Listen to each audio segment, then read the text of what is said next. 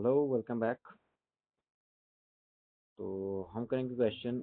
हमने 10 क्वेश्चन किए हैं इस पार्ट के। जो आया था इसका पहला पार्ट ये वाला। इसके क्वेश्चन किए हमने 10। हमारा जो मोटिव है वो 500 MCQ था। प्रीवियस ईयर के इंपॉर्टेंट क्वेश्चन जो एग्जाम ओरिएंटेड MCQs हैं, वो हमारा गोल था 500। इसे हम एक सीरीज ही बना देंगे। अब कंप्यूटर इसका जो आज से जो भी क्वेश्चन आएंगे खाली कंप्यूटर के आएंगे, किसी और सब्जेक्ट के नहीं आएंगे। अब हम कंप्यूटर को करेंगे कंटिन्यू। हर किसी एग्ज़ाम के लिए कंप्यूटर एक बेसिक चीज़ है। कंप्यूटर के 20-25 क्वेश्चंस आते ही आते हैं, तो हर किसी को मैं क्लियर करूँगा यहाँ से। आपको कहीं किसी और प्लेटफॉर्म पे चेक करने की ज़रूरत नहीं। आप पहली वीडियो से देखें, कंटिन्यू कंटिन्यू कंटिन्यू। जब आप हमारे 50 वीडियो आएंगे, 60 वीडियो, 100 वीडियो आएंगे, पूरा आपका जो कंप्यूटर का कंसेप्ट है वो क्लियर हो जाएगा। हर एक पार्ट आपका क्लियर हो जाएगा। तो हमारे पास एक क्वेश्चन नंबर 11।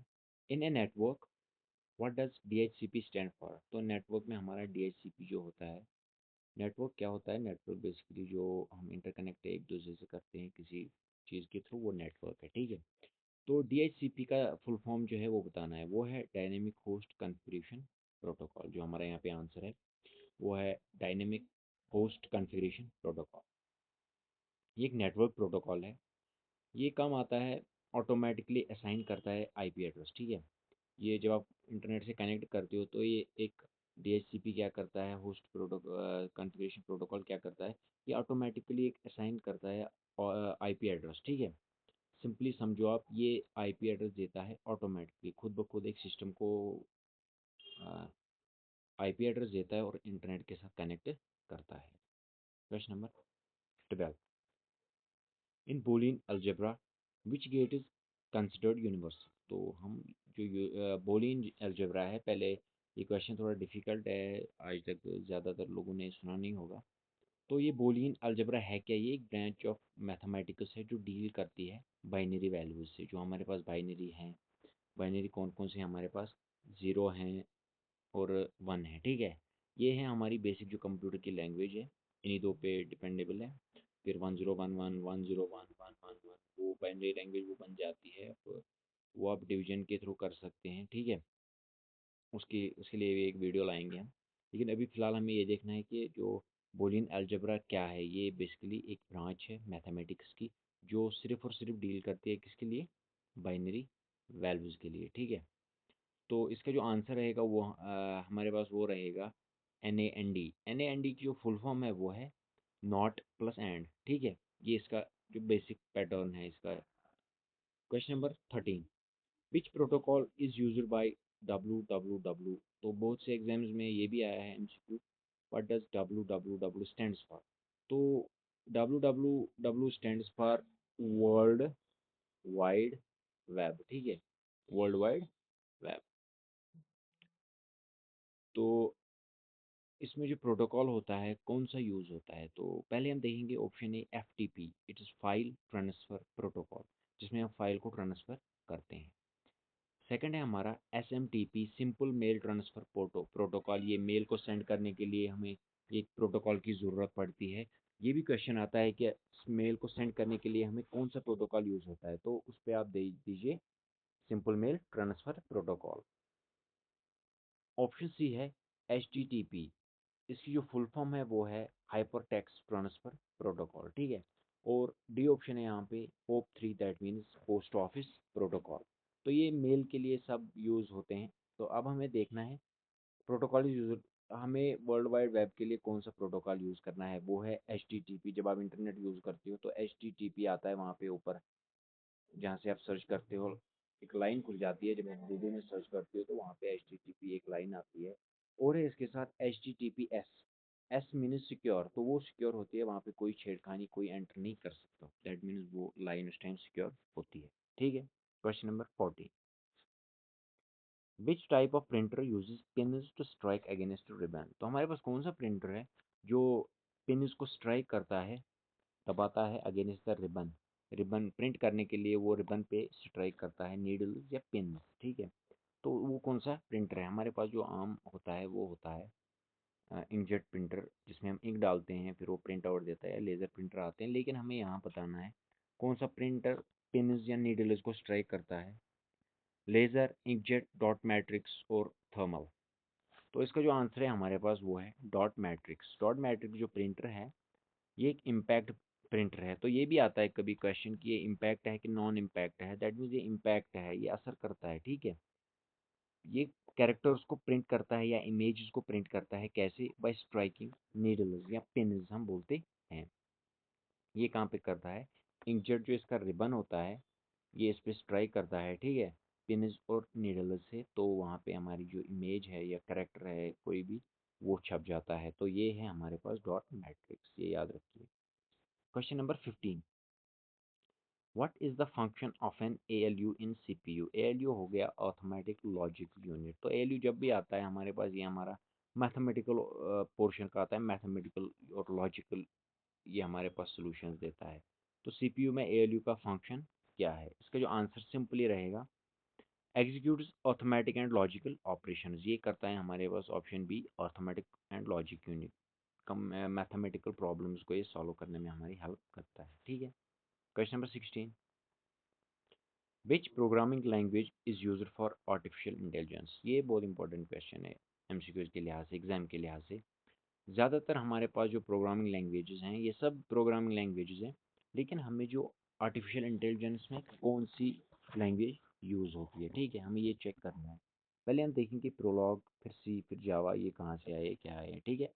प्रोलॉग जो है इसका जो फुल फॉर्म है वो है प्रोग्रामिंग इन लॉजिक, ठीक है। Simply pro means programming in, LOG means logic.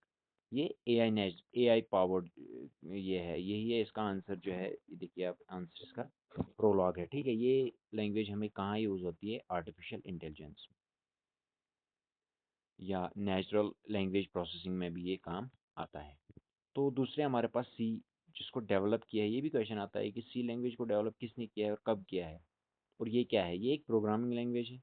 इसको डेवलप किया है डेनिस रिची ने 1970 1972 में, ठीक है। 1972 में इसको डेनिस रिची ने प्रोग्राम किया है। फिर है हमारे पास जावा।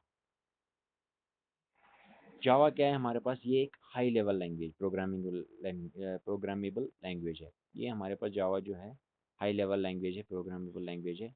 ये किसने डेवलप की है? ये की है जेम्स गोजलिंग। ये नाम आप याद रखिए, मे बी ये एग्जाम में भी आ सकता है, क्योंकि ऐसा क्वेश्चन आया नहीं है। May be they will try something different this time. ये आप लिख के रखिए। जावा जो है हाई लेवल लैंग्वेज है, ये किसने डेवलप की है? जेम्स गोजलिंग ने। कब की है? 1995 में। ये बात आप याद रखिए। और है फोर्ट्रॉन। फोर्ट्रॉन जो है इसका जो फुल फॉर्म है वो है formula translation. FOR is formula, TRAN is translation.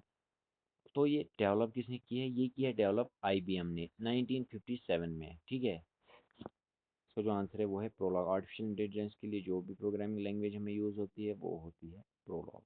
Question number 17, what tool in Windows helps in managing running process? तो हमारे पास कौन सा टूल आता है काम जब मैनेजिंग रनिंग प्रोसेस के लिए काम आता है, जब हम रनिंग प्रोसेस करते हैं? तो इसका जो सिंपल आंसर है टास्क मैनेजर, ठीक है। अब हम टास्क मैनेजर देखेंगे थोड़ा बहुत, ये होता क्या है। टास्क मैनेजर सिंपली एक सिस्टम मॉनिटरिंग टूल होता है that shows information about running process. ये हमें इंफॉर्मेशन देता है किसकी? रनिंग प्रोसेस की, बैकग्राउंड प्रोसेस की, पीछे बैकग्राउंड में कौन सी एप्लीकेशन रन होती है, CPU हमारा कैसा चल रहा है, हमारी मेमोरी कितनी है, और यह सिस्टम परफॉर्मेंस के बारे में हमें ये काम आता है, हेल्प करता है, ठीक है। Question number 19, which storage is directly accessible by the CPU? तो CPU के थ्रू कौन सी जो स्टोरेज है जिसमें डायरेक्ट वो जा सकता है, एक्सेस कर सकता है, तो वो है हमारे पास रैम, ठीक है। RAM is a volatile memory, और ये डायरेक्टली एक्सेसिबल होती है किसे? CPU से। और बाकी जो है इसमें हार्ड डिस्क है, ये आपको पता ही है, ये एक्सटर्नल मेमोरी है, इसको हम रिमूव भी कर सकते हैं, होती है इनबिल्ट है, बट एक्सटर्नल बाहर भी निकाल सकते हैं, चेंज भी कर सकते हैं। किसी की हार्ड डिस्क 500 GB होगी, उसमें TB 1 TB की डाल सकते हैं, दैट मीन्स ये मेमोरी होती है हमारी, चेंज कर सकते हैं। रोम होती है रीड ऑनली मेमोरी, जो हमारे पास है नॉन वोलेटाइल, जिसका डेटा सेव रहता है। रैम अभी हमने देखा क्या होता है, ये वोलेटाइल मेमोरी है जिसमें मेमोरी सेव नहीं होता, जिसमें डेटा सेव नहीं होता है। टेप ड्राइव होता है और एक, ठीक है। 19, question number 19, which technique prevents deadlock in operating system. Operating system में कौन सी टेक्निक है जो डेडलॉक करती है, हम पहले देखेंगे ये डेडलॉक होता क्या है। डेडलॉक ऑपरेटिंग सिस्टम में एक सिचुएशन होती है जहाँ पे दो प्रोसेसेस जो होती हैं वो स्टक होती हैं, फंस जाती हैं। डेडलॉक मीन्स, आप सिंपली इसका जो मीनिंग भी निकाल सकते हैं, डेडलॉक पूरी तरह से पकड़ना, ठीक है। तो ये ऐसे ही होता है, सेम प्रोसेस होता है जैसे स्टक होता है, फॉर एवर के लिए, हमेशा के लिए स्टक होता है ये प्रोसेस, क्योंकि each task is waiting for a resource held by other. तो जो इसमें दो प्रोसेस होती हैं, एक प्रोसेस रिसोर्स लेती है, दूसरी प्रोसेस भी रिसोर्स लेती है, लेकिन पहले ये समझता है इसमें से कोई प्रोसीड नहीं करता है। वो समझता है पहले ये प्रोसेस करेगा, ये समझता है पहले वो प्रोसेस करेगा, तो ये स्टक हो जाता है, दोनों में से कोई प्रोसेस ही नहीं करता है, that means system gets stuck. जैसे कोई बंदा कहीं पे जाता है, पहले वो दूसरे को बोलता है आप जाए, वो बोलता है आप जाए, दोनों में से कोई नहीं जाता, that means they stuck there. इसी तरह ये भी स्टक होता है, फंस जाता है, ठीक है। फिर हम देखेंगे पारिटी चेक। पैरिटी चेक क्या होता है। पैरिटी चेक होता है एक एरर डिटेक्शन मेथड होता है जो डेटा कम्युनिकेशन में यूज़ होता है। पैरिटी चेक जो होता है हमारे पास एक एरर डिटेक्शन मेथड होता है जो डेटा कम्युनिकेशन में हमें काम आता है। अवॉइडेंस, इसका जो आंसर है वो है बेसिकली अवॉइडेंस ही, जो डेडलॉक को रोकता है, ठीक है। Handling method used by operating system to ensure system never enters an unsafe state. तो ये ध्यान रखता है, अवॉइडेंस जो ध्यान रखता है कि कभी भी ऐसा नहीं होना चाहिए। एक ऐसा मेथड है जो काम आता है कहाँ पे, ऑपरेटिंग सिस्टम में। ये इंश्योर करता है कि system never enters an unsafe state, ये कभी अनसेफ स्टेट में नहीं जाना चाहिए, दैट मीन्स ये प्रिवेंट करता है डेडलॉक को, ठीक है। फिर option C, packet switching. Packet switching क्या है हमारे पास।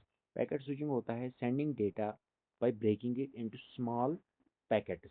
छोटे छोटे डेटा को सेंड करता है छोटे छोटे पैकेट में, जैसे किसी को कोई बड़ी सी चीज़ पार्सल करनी होती है और वो ज़्यादा बड़ा बॉक्स बन जाता है, तो वो क्या करता है, उसको जो वो पार्ट्स होते हैं उनको खोल के अनस्क्रू करके छोटे छोटे वो एक छोटा सा बन जाता है, फिर वैसे ही पार्सल करता है, स्पेस बच जाती है, दैट मीन्स ये भी ऐसे ही डेटा को जहाँ भेजना होता है एक साथ नहीं सारा भेजता, छोटे छोटे पैकेट्स में ये सेंड उसको करता है।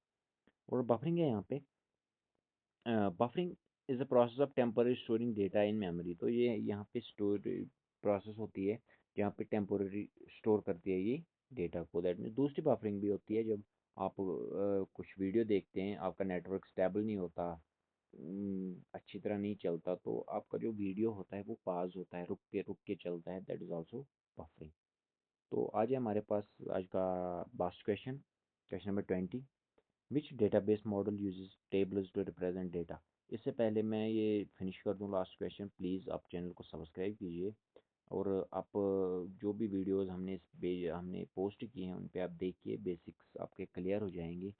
जो नए स्टूडेंट्स हैं वो भी देखिए, आपका जो बेसिक है कंप्यूटर, जितने भी हम वीडियो इसमें देंगे इस इस चैनल पे, इस पेज पे, आपको कंप्यूटर में कोई भी प्रॉब्लम नहीं रहेगी। आप ए से लेके जेड तक कंप्यूटर की हर किसी एमसीक्यू का आंसर अच्छे से एग्जाम में करेंगे, आई एश्योर यू। मैं आपको ये वादा करता हूँ कि हर कोई भी कहीं पे भी आपका जो लूप होल नहीं रहेगा।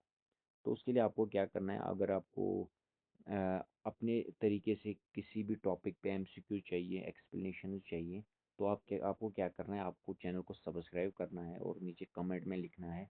कमेंट में उसी का कमेंट पढ़ूंगा और उसको उसकी एमसीक्यूज बनाऊंगा, उसी टॉपिक के एमसीक्यूज बनाऊंगा, सॉरी, जिन्होंने मुझे सब्सक्राइब किया होगा, ठीक है। आपका सब्सक्राइब पे ज़्यादा कुछ नहीं जाएगा, खाली क्लिक करनी है वहाँ पे, and I will be thankful to you for ever. तो क्वेश्चन नंबर 20 है हमारे पास, which database model uses tables to represent data. तो हमारे पास जो यहाँ पे डेटाबेस मॉडल हैं, इनमें से रिप्रेजेंट कौन करता है टेबल्स को, हायरार्किकल, रिलेशनल, नेटवर्क या ऑब्जेक्ट ओरिएंटेड। हमारे पास जो आंसर है यहाँ पे वो इसका रहेगा रिलेशनल, ठीक है। रिलेशनल क्या होता है, organising data in form of tables. तो जो रिलेशनल होता है ये डेटा को क्या करता है, फॉर्म करता है टेबल्स में। तो this was all for today, kindly subscribe my channel, and आपको एग्ज़ाम के लिए यहाँ से बेस्ट मटेरियल मिलेगा, एंड आई प्रॉमिस आपको कोई पैसा नहीं देना होगा। जो बाकी प्लेटफॉर्म्स पे पेड, जहाँ पे पेड एप्लीकेशन होती है, पेड बैच होता है, वहाँ पे ऐसे ऐसे क्वेश्चन पढ़ाए जाते हैं, फ्री में खाली बेसिक्स दिखाया जाता है। लेकिन यहाँ पे मैं आपको एश्योर दूंगा कि आपको कोई पैसा नहीं देना होगा, आपको खाली आपको यहाँ पे इंफॉर्मेशन मिलेगी जो आपको पढ़नी है, अच्छे से एग्ज़ाम क्रैक करना है। Thank you.